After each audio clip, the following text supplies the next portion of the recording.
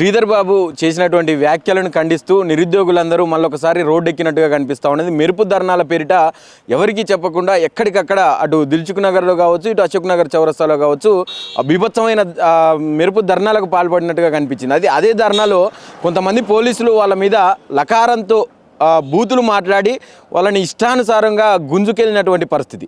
నిన్న ఏం జరిగింది, అసలు ప్రభుత్వంలో ఏం జరుగుతూ ఉన్నది మాట్లాడే ప్రయత్నం చేద్దాం. మనతో పాటు జనార్దన్ ఉన్నారు.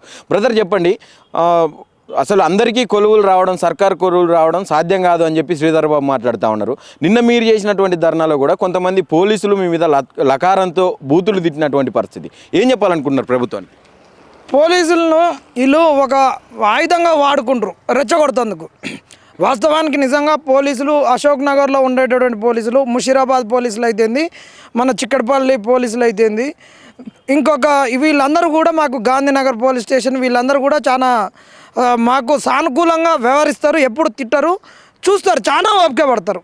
కానీ నిన్న రేవంత్ రెడ్డి ఏదైతే అసెంబ్లీలో శ్రీధర్ బాబుతో చిలక పలుకలు పలికించిండో, దాని తర్వాత ఈ మెరుపు దాడులు, ధర్నలు, ఇవన్నీ బీసీలను వీళ్ళు మోసగించడం, ఇవన్నీ దృష్టిలో పెట్టుకొని ఇలా నెట్టనైనా రెచ్చగొట్టాలి, పోరగాళ్ళ మీద కేసులు పెట్టాలనేటువంటి దురుద్దేశంతో పోలీసులను పంపించి ఇదంతా చేసిండు. మరి జర్నలిస్టులు ఏమన్నారా?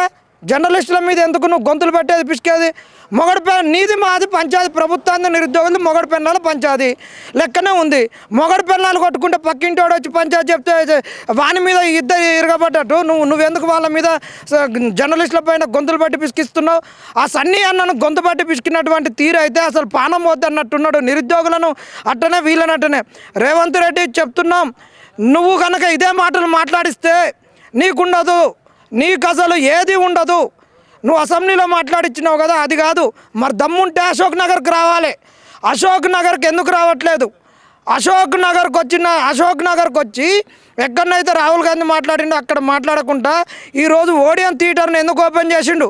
అంటే నీకు ఏదైతే బిల్లులు పాస్ చేస్తే 8-9% వస్తుందో కమిషను, దాన్ని చేస్తావు. ఇవాళ ఓడియన్ థియేటర్లో అందరూ అనుకుంటున్నారు రేవంత్ రెడ్డి ఇన్ని గొడవల మధ్యలో ఎందుకు వచ్చి ఓపెన్ చేసిండంటే రేవంత్ రెడ్డికి ఒక ఫ్లోర్ రాసిచ్చిర్రని అంటున్నారు. మరి బీజేపీ వాళ్ళు మరి ఆయన మనం మీద సిబిఐ ఎంక్వైరీ వేయాలి.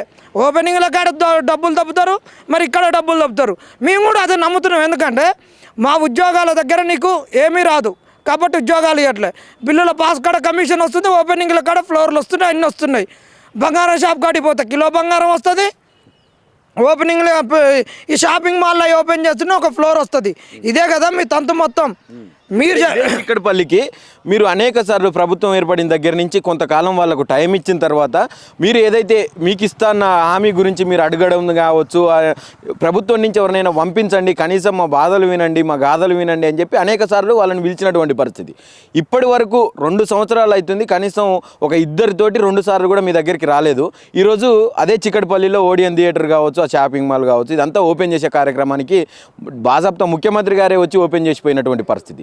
ఎట్లా చూస్తారన్న ఇదంతా? మీరు పెద్ద మోసం అదే చెప్తున్నాం కదా, ఏదో ఇచ్చినట్టుంది. మరి అంత ఇప్పుడు నేను ఇంత పెద్ద గొడవలు జరిగేటప్పుడు ఓడన్నా పోతాడా? ఎవడు పోడు, ఏ ముఖ్యమంత్రి కూడా పోడు. ఆ రోజు Group 2 పోస్ట్ పోన్ అని కొట్లాడుతున్నప్పుడు ప్రభుత్వం ఉన్నటువంటి ప్రభుత్వ ఒక సంక్షేమ పథకమైనటువంటి ఒక వాళ్ళ స్ట్రాటజిక్ రోడ్ ప్లాన్లు 1లో 2లో ఉన్నటువంటి దాన్ని స్టీల్ బ్రిడ్జిని 420 కోట్ల ఖర్చుతో ప్రభుత్వం కట్టించినటువంటి స్టీల్ బ్రిడ్జ్ ఓపెనింగ్కు ఆ రోజు కేటీఆర్ గారు రావాల్సిన అయినా రాలేదు. ఇవాళ ఏమన్నా ప్రభుత్వం ఉందా? అది ఏమన్నా స్టీల్ బ్రిడ్జా, లేకుంటే ఒక ఫ్లైఓవరా, లేకుంటే ఇంకొక స్కూలా, లేకుంటే ఒక యూనివర్సిటీని ఓపెన్ చేస్తున్నావా, ఇంకేమైనా సంక్షేమ పథకాన్ని ఓపెన్ చేస్తున్నావా? ఇంత నిరుద్యోగులు 9 మంది నిరుద్యోగులు చచ్చిపోయిన కాడికి నువ్వు ఎందుకు వచ్చినావు అని మేము అడుగుతున్నాం, బాజాప్తా అడుగుతున్నాం. అంటే ఇక్కడ ఏదో జరుగుతున్నది. నీకు ఖచ్చితంగా ఈరోజు సమాజంలో ఏదైతే ఉన్నదో ఒక ఫ్లోర్ రాసిచ్చిర్రు అనేది వారం రోజుల సంది కోడై కూస్తున్నదో, మరి ఇది వాస్తవాన్ని మేము అనుకుంటున్నాం. ఇన్ని గందరగోళాల మధ్యలో నువ్వు ఎందుకు వచ్చినావు?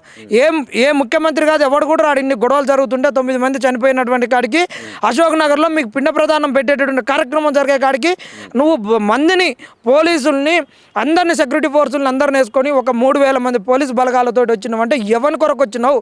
అది ఎవ్వంది, ఎందుకు రావాల్సి వచ్చింది అని ఖచ్చితంగా నిలదీస్తున్నాం. రేవంత్ రెడ్డి చెప్తున్నాం, ఇదే కనుక ఇట్లనే కనుక నువ్వు పోతే, ఇట్లనే అవాకు చవాకులు పేలితే మేము చెప్తున్నాం, ఒక్కొక్కరిని అన్నావుగా మీ లాగులలోకి తొండలను వదిలిపెడతాని మేము చెప్తున్నాం. మీ కాంగ్రెస్ వాళ్ళ లాగుల్లోకి, మీ కాంగ్రెస్ వాళ్ళ పాయింట్లలోకి గబ్బిలాలను వదిలిపెడతాం, ఎర్ర కిచ్చలను వదిలిపెడతాం. రేపు ఈ వేటిని పట్టుకొని ఉగులాడితే మీరే చూసుకోరు అప్పుడు మీ పరిస్థితి ఏమవుతుందో. మీకు ఇది చివరి దశలో ఉన్నారు. మీ ప్రభుత్వం ఒక దింపుడు గల్లం కాడికి వచ్చింది. ఈ దింపుడు గల్లమే తర్వాత దింపుడు గల్లానికి బొందకు కాష్టానికి మధ్యలో ఉండేటటువంటి దూరం ఎంత లేదు. 2 సంవత్సరాలు అయింది, 3వ సంవత్సరం వచ్చిర్రు. ఇక 1 సంవత్సరమే మీకు పరిపాలనకు ఉంది. ఇంకొక సంవత్సరం ఎలక్షన్ సంవత్సరం. ఎవడు మిమ్మల్ని నమ్మరు. మీరు ఆడవాళ్ళకు ఇంకొక 2500 ఇస్తాం 6 నెలల ముంగట. తర్వాత వాళ్ళకు మళ్ళీ ఏదో చీరలు ఇస్తాం, ఏదో దీపం ఇస్తాం. ఆ దీపం పథకం కింద గీసులు అన్నీ ఆడవాళ్ళతోటి మస్కా కొట్టిస్తాం, ఫ్రీ బస్ ఇచ్చినట్టు. ఇవాళ ఇండ్లు ఇచ్చారు కదా అట్లా ఇస్తాం అని అనుకుంటారు. కానీ ఇంకా 2-3 సంక్షేమ పథకాలు పెట్టి ఎలక్షన్లో పోతే గెలుస్తాం అనుకుంటారు కదా కాంగ్రెస్ నాయకులారా. మీరు ఇంకా ఏం చేసినా గెలవరు. 30 ఏళ్ళు ఇక మళ్ళీ మీ పార్టీ ఎక్కడ ఉండదు, గుర్తుపెట్టుకోరు అంతే. ఇంకో విషయం ఏంటంటే గతంలో ఎలక్షన్స్కు ముందల ఆయన లేచిందంటే నిరుద్యోగులు కావాలి, యువత మేలుకోవాలి అని చెప్పి నిరుద్యోగులని యువత ఏదైతే ఉన్నదో దాంట్లో మమేకమై వాళ్ళతో మమేకమై తిరిగినటువంటి సందర్భం. ఈరోజు ఆయన ఈ యూనివర్సిటీలకు కావచ్చు, అశోక్ నగర్ అంటే స్టడీ హాల్స్కు, స్టడీ సర్కిల్స్కి సంబంధించినటువంటి ఏరియాలకు ఎక్కడ పోయినా కూడా ముందస్తుగా ఏ నిరుద్యోగులను అయితే యూజ్ చేసుకున్నాడో అదే నిరుద్యోగులను ఈరోజు అరెస్టులు చేసే కార్యక్రమం, ప్రివెంటివ్ అరెస్టులు అంటున్నారు. అసలు దేనికోసం ఇదంతా జరుగుతుంది అనుకోవచ్చు.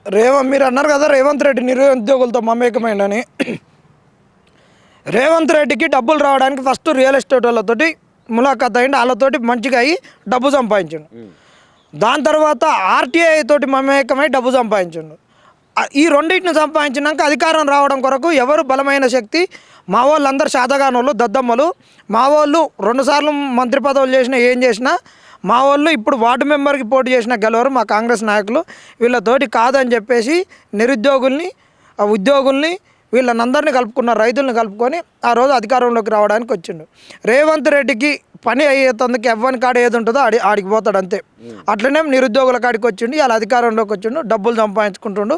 తర్వాత మళ్ళీ 2సారి అధికారం వస్తేందుకు ఆడవాళ్ళని వాడుకుంటాడు అంతే. మహిళా సంఘాలకు ఇప్పుడు చీరలు ఇచ్చిండుగా, మహిళా సంఘాలకు అది పెట్టి మహిళా సంఘాలతో అధికారంలోకి వస్తాడు. తర్వాత రాష్ట్రానికి పంగనామాలు పెడతాడు. ఆల్రెడీ 2 నామాలు పెట్టి 3వ నామం పెడితే అయిపోతుంది. ఇక అసెంబ్లీలో చర్చ జరగాలి, ఈసారి అన్న మాకు జాబ్ క్యాలెండర్ ఇస్తారేమో అన్న ఆశలల్లో కొంతమంది నిరుద్యోగులు ఉన్నారు. ఈ తరుణంలో నిన్న మన శ్రీధర్ బాబు గారు చేసినటువంటి వ్యాఖ్యల తర్వాత మీకేమనిపించింది? నిజంగానే నమ్మకం ఉందా? ఇంకా మిగిలిన సమయంలో ఏదైతే కాలం ఉన్నదో మిగిలిన కాలంలో మీకు జాబ్స్ ఇచ్చే అవకాశం కానీ, నోటిఫికేషన్స్ రిలీజ్ చేసే అవకాశం కానీ ఉందనుకుంటున్నారా? మీరు అన్నట్టు ఎవరు ఆశలో లేరు. ఓన్లీ కాంగ్రెస్ కార్యకర్తలు ఎవరైతున్నారో వాళ్ళే ఒక ఆశలో ఉండే అనమాట, ఉద్యోగాలు వస్తాయి అనేటటువంటిది. కాంగ్రెస్ కార్యకర్తలు, కాంగ్రెస్లో పదవులు వచ్చినటువంటి వాళ్ళు నిరుద్యోగుల తరఫున కొట్లాడినవని ఆ రోజు ఉన్నటువంటి వాళ్ళు చేసినటువంటిది. ఎందుకు చెప్తున్నటువంటి మాట, రియాజ్ పోయిన సంవత్సరం నుంచి 2024లో అధికారంలోకి వచ్చింది కదా, 23 డిసెంబర్ అంటే 2024, 25నే జూన్ నుంచి వస్తాయన్నాడు. 25 అయిపోయింది, 25 మొత్తం అయిపోయింది. మరి రాళ్ళకి 26లకు వచ్చినాక మరి ఆ రోజు ఉద్యోగాలు రావని నేను తిడితే రియాజ్ నా మీద అటెంప్ట్ మర్డర్ కేసు పెట్టిండు. మరి ఇదే శ్రీధర్బాబు రియాజ్ ఇన్స్టిట్యూట్లోకి వచ్చి కూర్చున్నాడు. మరి రియాజు మోసమే చేసే, శ్రీధర్బాబు మోసమే చేసే, ఇంకొకడు ఉన్నాడు ఇంకా దరిద్రుడు మల్లు రవి, ఇంకా ఎక్కడ చచ్చిండో కూడా తెలియదు. ఆయన ఇంకా అసలు అడ్రస్సే లేడు. మరి వీళ్ళందరూ అశోక్ నగర్కి వచ్చి తిరిగిన వాళ్ళే, అందరూ మోసం చేసిర్రు. కాంగ్రెస్ అంటేనే నిరుద్యోగులను మోసం చేసింది, మోసం దగా. ఎవడు నమ్మడు కాంగ్రెస్ను. అవి ఇస్తాడని అనుకుంటున్నారు. ఫైనల్గా ఇక లైబ్రరీకి అంటే చిక్కడిపల్లికి వచ్చి కూడా మీ సమస్యలు తెలుసుకోకుండా మిమ్మల్ని నిర్బంధించి ఇంకా రిలీజ్ కానట్టున్నారు మీ మిత్రులు కూడా నాకు తెలిసి. ఇంత నిర్బంధం వల్ల వచ్చి ఆ ఓడియన్ మాల్ని ఓపెన్ చేయడం కావచ్చు, ఇదంతా చూసిన తర్వాత ప్రభుత్వానికి కావచ్చు, ముఖ్యమంత్రికి కావచ్చు, ఒక నిరుద్యోగిగా ఏం చెప్పాలనుకుంటున్నారు? ఒకటే, ఏం లేదు నిరుద్యోగులారా, ఇక్కడ ఎవరి రాజ్యాంగం నడుస్తుందంటే రేవంత్ రెడ్డి రాజ్యాంగం నడుస్తుంది. రేవంత్ రెడ్డి రాజ్యాంగం కాబట్టి రేవంత్ రెడ్డి రాజ్యాంగంలో ఏమున్నాయంటే ఒక ఆర్టికల్ పెడతాం, దాన్ని ఎమ్మటే దానికి ఒక కండిషన్ కింద పెడతాం, ఇది చెప్పాలి, దీన్ని అమలు చేయొద్దు, కొన్ని రోజులు మోసగించి దీన్ని అమలు చేయొద్దు, ఆగం చేయాలనేది ఉంటుంది ఆయన దాంట్లో. అందులో మొదట ఏంది, నిరుద్యోగులకు సంబంధించినటువంటిది రాసుకున్నాడు. వీళ్ళకు ఉద్యోగాలు ఇద్దాం, ఒకే సంవత్సరంలో 2 లక్షల ఉద్యోగాలు, తర్వాత మోసం చేయాలి, మళ్ళీ నోటిఫికేషన్లు రద్దు చేయాలి, కొత్త మళ్ళీ ఆటిల్లో జీవోలు తేవాలని పెట్టుకున్నాడు. అదే ఆయన రాజ్యాంగం నిరుద్యోగులకు రాసింది. దాని తర్వాత రైతులకు రాసింది, మీకు వచ్చిన వెంటనే డిసెంబర్ 9వ తారీఖు టిక్కు అని పడతాయి అన్నాడు. అవి పర్లేదా పొంగులేటి ఇంట్లో పోయినాయి. అట్టా రైతులకు 3 కార్లు రైతు బంధు వేయలేదు, మొన్న వేసిండు. మున్సిపాలిటీ ఎన్నికలు, ఇప్పుడు సర్పంచ్ ఎన్నికలు కాబట్టి రైతులను అట్టనే ఆయన రాజ్యాంగంలో మోసం చేసిండు. తర్వాత వీళ్ళను అందరినీ ఇక పింఛన్దారులను అయితే ఇక 4,000 ఇస్తా అని చెప్పేసి వాళ్ళని మోసం చేసిండు. కాబట్టి ఇక్కడ రాజీవ్ గాంధీ చేతులు ఉన్నటువంటి అంబేద్కర్ రాజ్యాంగం నడవట్లే కాదు కాబట్టి బీసీలను కూడా మోసం చేయాలని పెట్టింది కాబట్టి 42% లేదు. ఇప్పుడు మున్సిపాలిటీ ఎన్నికలలో బీసీలకు 42% కాంగ్రెస్ పార్టీ పరంగా ఇస్తున్నది కాబట్టి ఇయ్యట్లే కాబట్టి నిరుద్యోగులు అందరం కలిసి 100 మున్సిపాలిటీలలో తిరుగుదాం, కాంగ్రెస్ను బొంద పెడదాం. రైట్. ఈ కార్యాచరణ ఏమన్నా ఉందా ఫైనల్గా మళ్ళీ ప్రభుత్వం మీద నిరుద్యోగులు జాబ్ క్యాలెండర్ కోసం కావచ్చు, నోటిఫికేషన్ల కోసం? ఏం లేదు. 100 మున్సిపాలిటీలో నార్త్ తెలంగాణ ఒక బస్సు, సౌత్ తెలంగాణ ఒక బస్సు తిరుగుద్ది. 100 మున్సిపాలిటీలలో వీళ్ళ మోసాలు, కాంగ్రెస్ వాళ్ళ మోసాలు చెప్పి కాంగ్రెస్ను ఓడగొడతాం అంతే.